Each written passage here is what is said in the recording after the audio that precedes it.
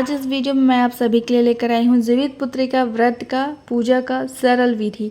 बहुत ही आसान विधि है, कोई भी महिलाएं, क्योंकि जीवित पुत्री का व्रत जो है 3 दिन का व्रत होता है। और बहुत सी जो नई नई माँ बनी होती हैं और जो लोग अपने घर से दूर रह रही होती हैं वो बहुत ज़्यादा कंफ्यूज हो जाती हैं कि किस प्रकार से कौन सा विधि करना है। और देखिए, बहुत लोगों के घर में तो पूरे परिवार होते हैं, बहुत लोगों के घर में बताने वाली सासू माँ भी नहीं होती है, कोई नहीं होता है, मतलब जो लोग दूर हो गए हैं। तो जैसे अब क्या बताऊँ, मतलब होता है कहीं कहीं ऐसा सिचुएशन हो जाता है कि घर में कांटेक्ट नहीं हो पाता है, तो नहीं बात हो पाता है कि क्या कैसे करना है।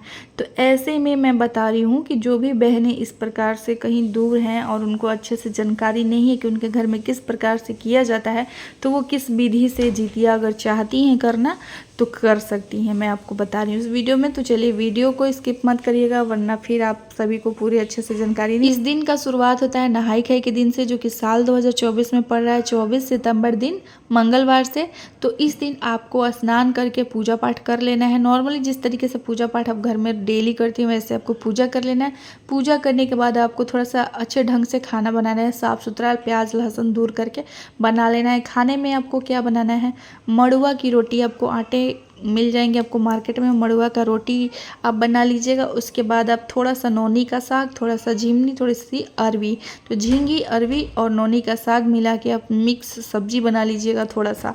और इसके बाद आप मीठे में पुआ बना सकती हैं, या फिर मीठा अगर नहीं भी बना रही हैं तो कोई बात नहीं, आप इतनी चीज़ें ज़रूर बना लीजिएगा। तो ये सबसे ज़्यादा मड़वा की रोटी और नौनी का साग और झींगी की सब्ज़ी, अरबी की सब्ज़ी होती है मेन।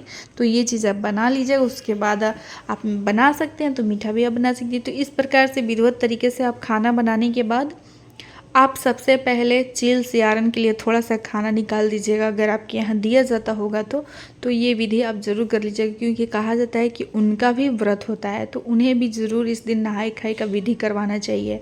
तो उनके लिए आप थोड़ा सा तोरई के पत्ते पे आप निकाल के उनको आप खाना और पानी दे दीजिएगा, अगरबत्ती दिखा दीजिएगा, मतलब धूप दिखा दीजिएगा, और बस आपका हो गया। उसके बाद अब बात कर रहे थे पितरों की। हाँ, तो अभी आप ध्यान से मेरी बातों को सुनिएगा। अगर आपकी सास जिंदा है, चाहे वो जहाँ भी हैं, वो आपके पितरों को वो देंगी खाना, इसलिए आपको निकालने की ज़रूरत नहीं है। लेकिन अगर आपकी सास इस दुनिया में नहीं है तो आपका फ़र्ज बनता है अपने पितरों को, क्योंकि इस टाइम पे पितरपक्ष चल रहा होता है और इसमें पितरों की भी पूजा की जाती है। जितिया का व्रत पितरों के लिए भी होता है।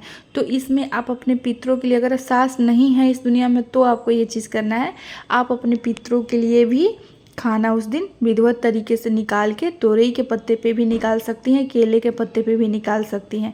और आप जो भी आपने उस दिन बनाया है उसको आप खुद खाने से पहले, मतलब घर में सबके खाने से पहले, आप अपने पितरों के लिए खाना निकाल कर आप गाय वाय को खिला सकती हैं उनके नाम पर, या तो फिर आप कहीं भी रख दीजिए, चिड़िया वगैरह खा लेंगी, छत पे रख दीजिए, छज्जे वगैरह पे रख दीजिए। तो इस प्रकार से रख देना है उनको याद करते हुए। और अपना व्रत जो है उसके बाद आप खाना पीना आप अपना खा लीजिए, जो भी आपने बनाया है वो सारी चीज़ों को खा लीजिए।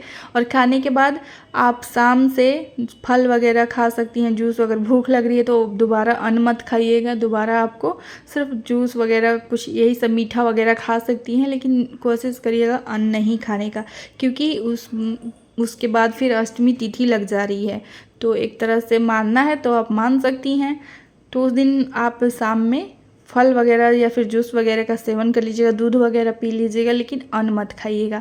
तो उसके बाद आप सुबह में सरगी लीजिएगा। सरगी में आप यही सारी चीज़ें ले सकते हैं, जैसे दूध से बनी हुई मिठाई वगैरह, छेना वगैरह ले लीजिएगा, आप जूस ले लीजिएगा, आप चाय पी लीजिएगा, दवा वगैरह लेना है तो वो भी आप ले लीजिएगा। और दातुन जरूर कर लीजिएगा, क्योंकि जितिया के व्रत में नहाते समय, मतलब पूजा से पहले नहाते हैं तो हम दातुन कर लेते हैं, तो दातुन इसमें नहीं करना होता है।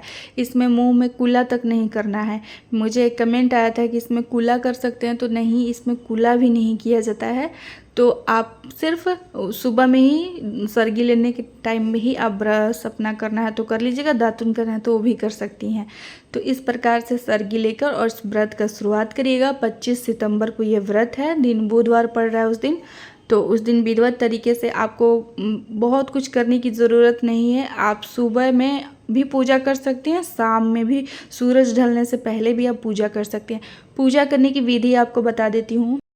व्रत वाले दिन आप स्नान कर लीजिएगा। अगर आपकी सासू माँ जिंदा हैं तो आप बाल मत गीला करिएगा, और अगर आपकी सासू माँ इस दुनिया में नहीं है तो आप अपने बाल पर भी पानी डाल के सर को धो सकती हैं।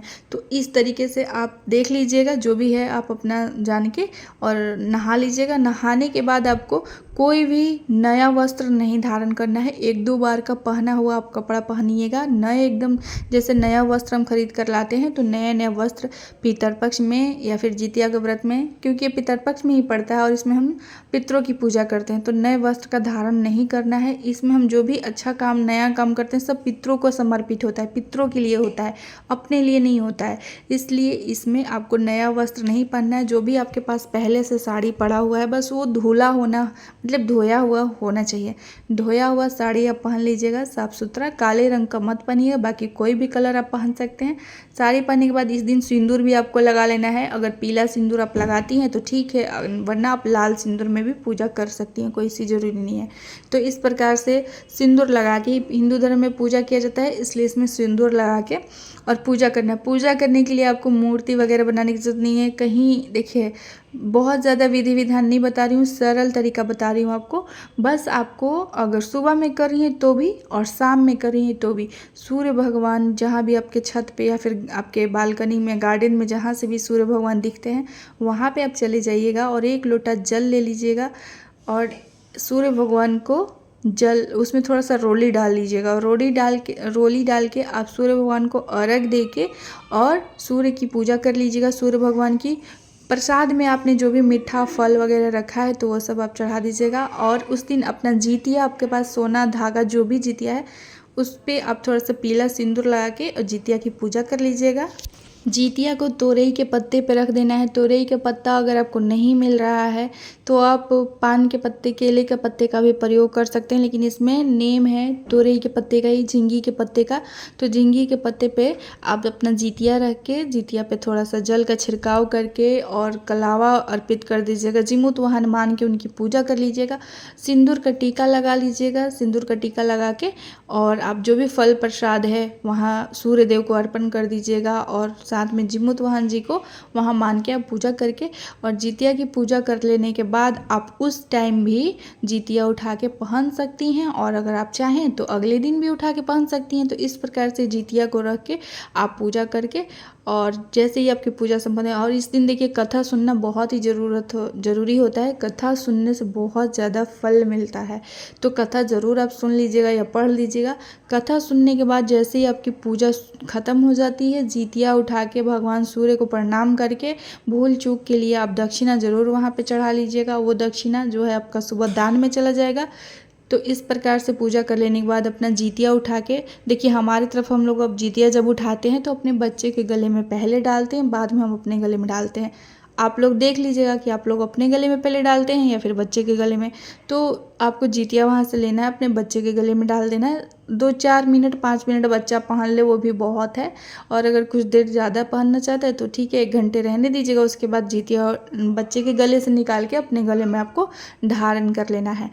और उसके बाद आपको कुछ भी खाना पीना नहीं है। अगले दिन आप प्रातःकाल उठ के स्नान करके फिर से सूर्य भगवान को जल दे के घर में जैसे पूजा करते हैं आप वैसे नॉर्मली पूजा कर लीजिएगा। पूजा करने के बाद आपको सीधा निकालना है ब्राह्मण के लिए, जिसमें अनाज होता है। अनाज में आप चावल, आटा ले सकते हैं। उसके बाद आपको मसूर का दाल नहीं देना है। उसके अलावा आप कोई भी दाल दे सकते हैं, जैसे चना का दाल हो गया तो चना, अरहर का दाल आप दे सकते हैं। और उसी के साथ आप झींगी की सब्जी, मतलब झींगी जो होता है सब्जी आपको चाहिए, झींगी का दान कर सकते हैं आप इस दिन। और आलू वगैरह ले सकते हैं, फल फ्रूट ले सकते हैं, साथ में दक्षिणा के पैसे और साथ में जो कुछ भी आओ। और इसके अलावा आप दान करना चाहें जैसे फल प्रसाद में से, वो सब आप ब्राह्मण के लिए आप निकाल के रख दीजिए। कभी भी आप मंदिर जाइएगा तो ब्राह्मण को आप दे दीजिएगा, या तो आपके पास ब्राह्मण नहीं मिलते हैं तो मंदिर में ले जाकर आप दे दीजिएगा। तो इस प्रकार से दान की सारी चीज़ें निकालने के बाद आप पारण कर लीजिएगा। पारण आपको करना है सुबह के 6 बजे के बाद आपको कर लेना है पारण, मतलब 8 बजे से पहले आप पारण कर लीजिएगी। पारण जो है नौमी तिथि में ज़रूर ही करनी चाहिए, तो पारण कर लीजिएगा। और पारण में भी आपको फिर से वही रोटी खाना है, मड़ुआ का रोटी और वही सारी सब्जी फिर से बनाई जाती है और उस दिन भी उसका सेवन किया जाता है। तो इस प्रकार से आप सरल तरीके से ये पूजा कर सकती हैं अगर आपको अपने घर का सारा विधि मतलब नहीं पता है तो। बाकी अगर मेरे से कोई गलती हुई होगी मतलब कोई गलत मैंने बात बताया होगा तो मुझे माफ़ करिएगा। मेरी जो जानकारी है मैं आप सभी के साथ शेयर करती